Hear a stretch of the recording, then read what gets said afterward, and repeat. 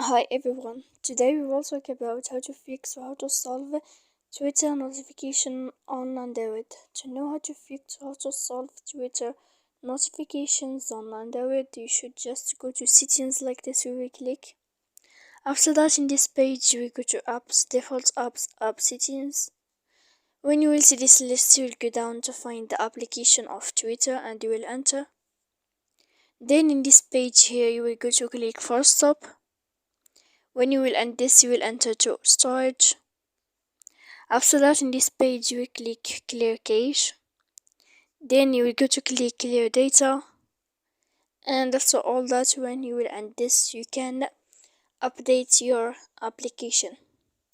So please don't forget to support us by like and subscribe. See you next time in another video, and thank you for watching.